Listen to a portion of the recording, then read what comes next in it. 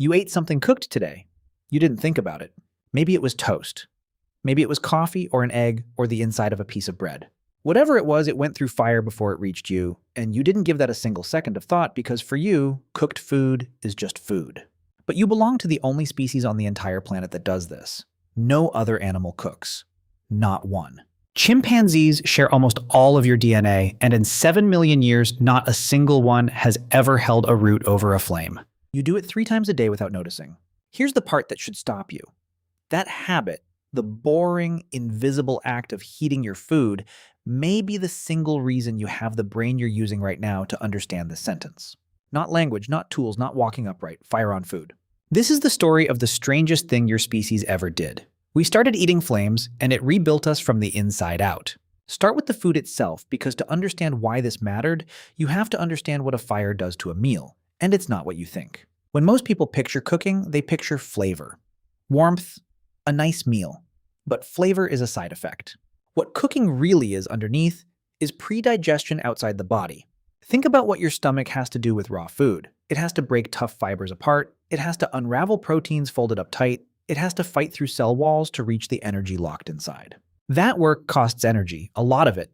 A raw meal can take hours of hard internal labor to process, and you only get back a fraction of what's actually in it. Heat does that work for you before you ever take a bite. Fire unfolds the proteins so your gut doesn't have to. It bursts the cell walls open. It turns tough, stringy, defended plant matter into something soft that gives up its energy almost for free. The numbers here are staggering. Cooked meat can give the body significantly more usable energy than the same meat raw. Cooked starch, a potato, a grain, a root, can jump from barely digestible to a dense, fast source of fuel. A long-term study of hundreds of committed raw food eaters found something telling. They steadily lost weight, and many slipped into the underweight range and stayed there. And here's the kicker. These were modern people with blenders, grinders, and bottles of commercial oil, every tool for squeezing energy out of raw food. They still couldn't hold their weight.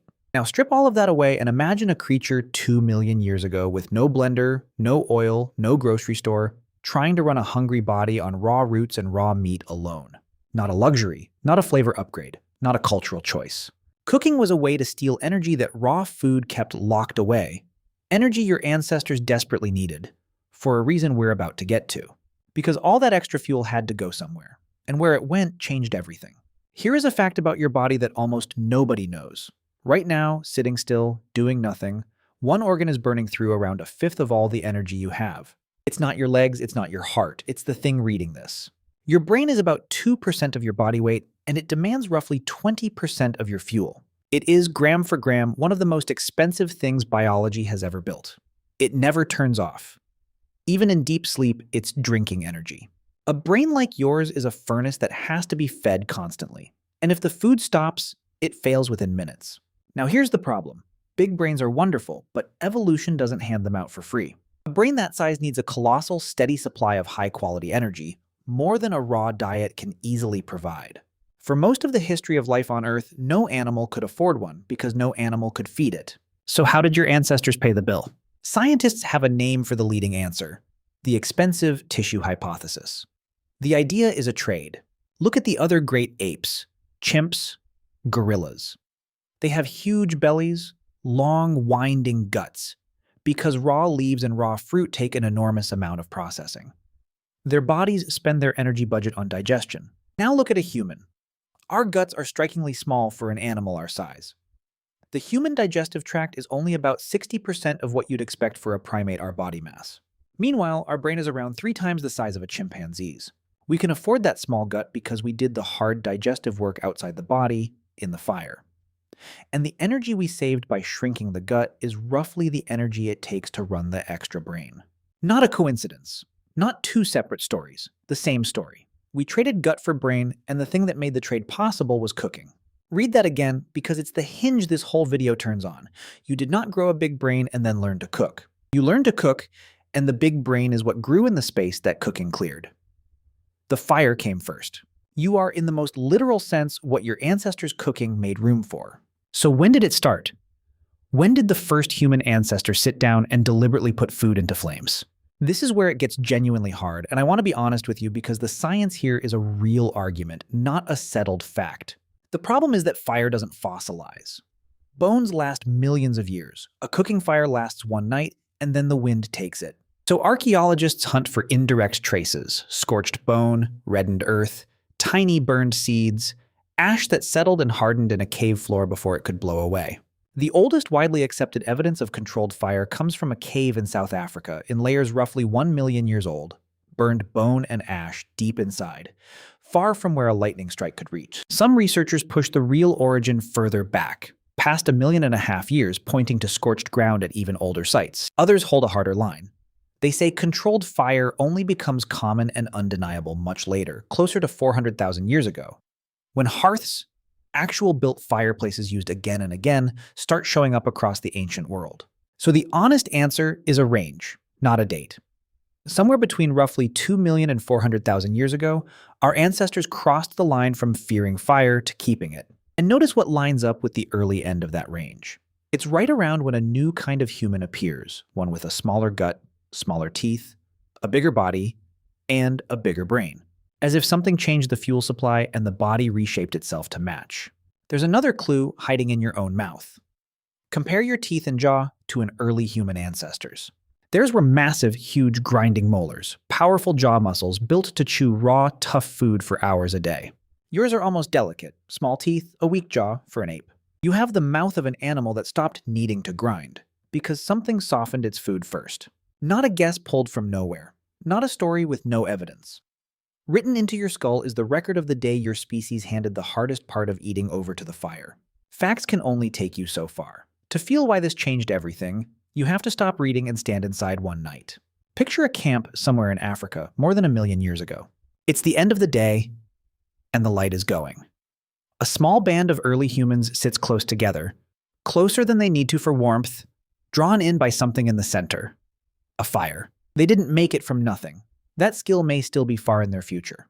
They found it, maybe from a lightning-struck tree, and they have been feeding it, guarding it, carrying its embers for days, because they have learned that this thing is worth more than almost anything they own. One of them lays a piece of meat on the hot stones at the edge. It hisses. The smell that rises is unlike anything in the raw world. Rich, deep, pulling at something in the brain that has no name yet. Nearby, a root that would have been hard and bitter and barely worth eating sits softening in the coals, turning sweet. Look at what this fire is really doing beyond the food. It's holding them still. In the raw world, eating is a solitary, constant grind. You forage, you chew for hours, alone, jaws working the whole day just to stay alive. But cooked food is fast. It gives back so much energy so quickly that suddenly there are hours in the day that don't have to be spent chewing. Hours to sit, to watch each other's faces in the light, to make sounds back and forth that slowly, over unimaginable spans of time, will become words. The fire pushes back the dark, and the predators that own the night. It warms them. It feeds them richer than they have ever been fed, and it gathers them into a circle. The first hearth, the first kitchen, the first living room, the ancestor of every dinner table that has ever existed. None of them understand what is happening. They don't know their guts are shrinking across the generations. They don't know their children's children will have bigger brains because of these coals.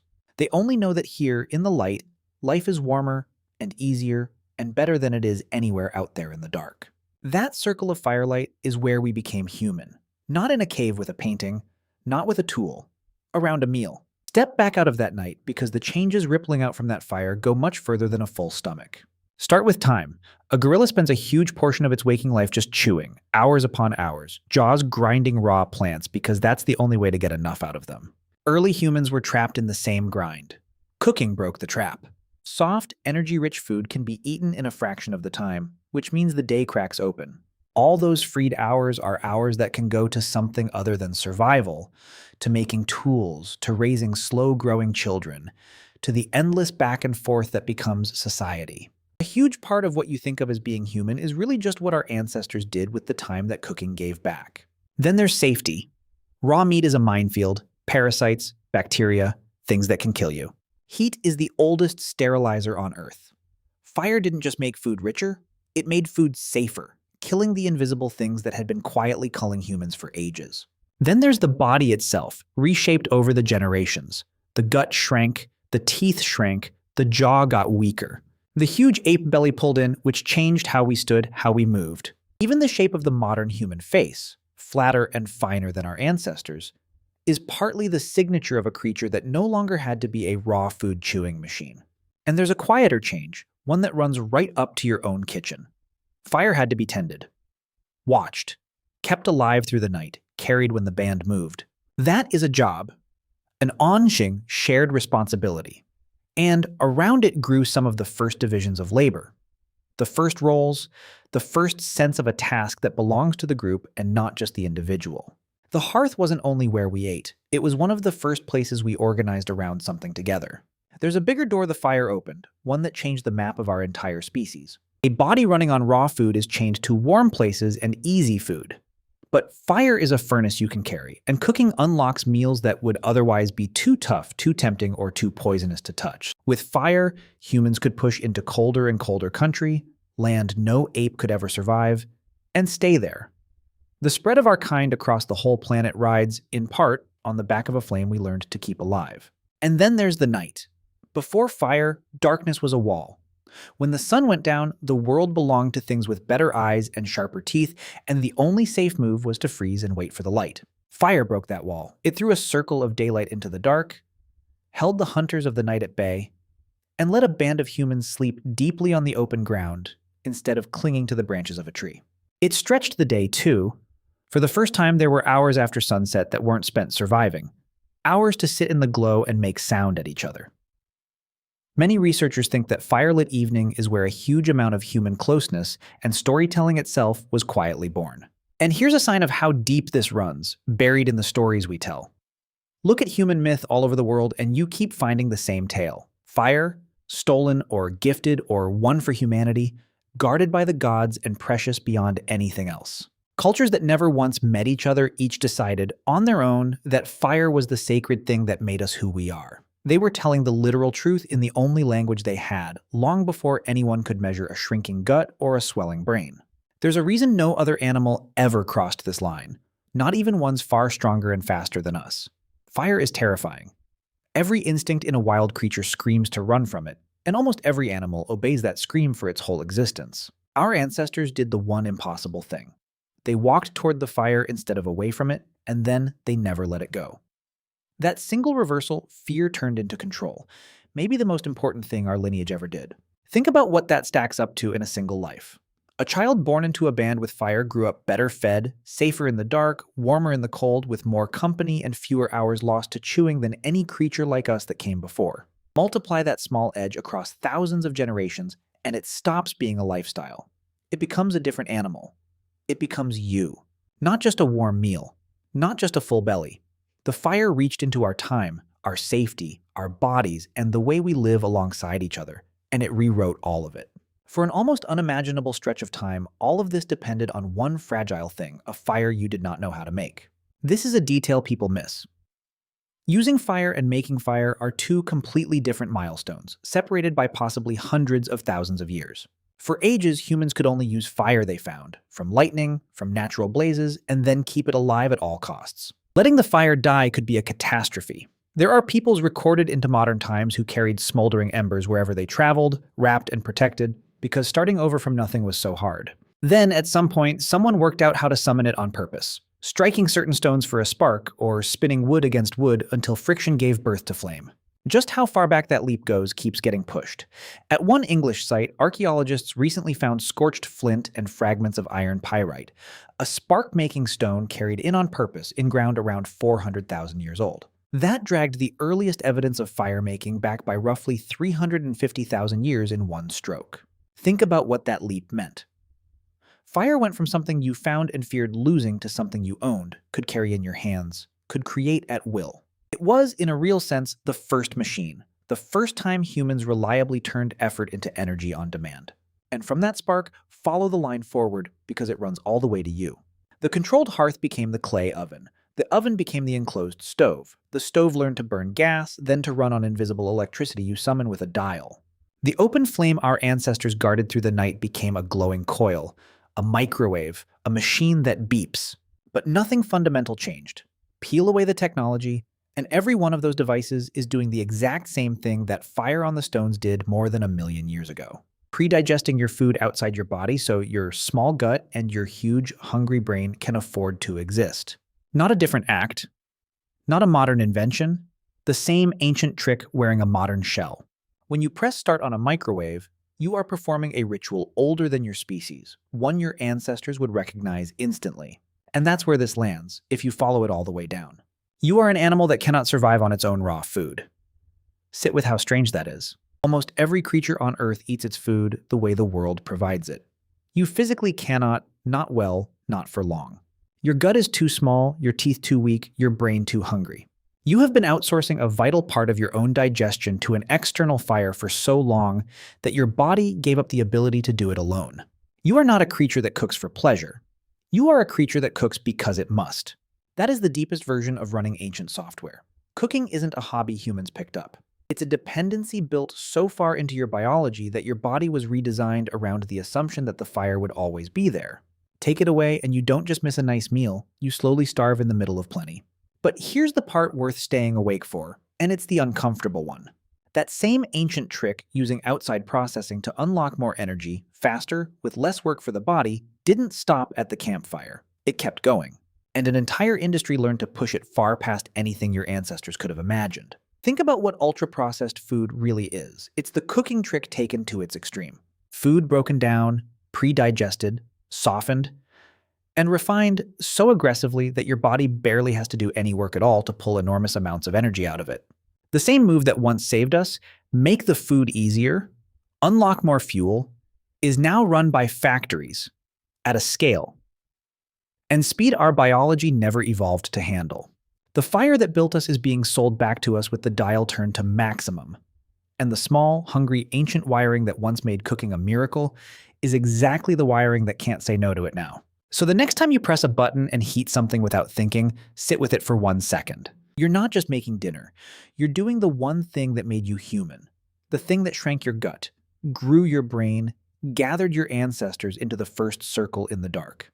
A fire on your food. Still burning. Still quietly running the strangest animal that ever lived. If that's the kind of thing you want more of, the hidden history sitting inside completely ordinary things, hit subscribe. It costs you nothing, and it tells the algorithm that this kind of storytelling is worth keeping alive.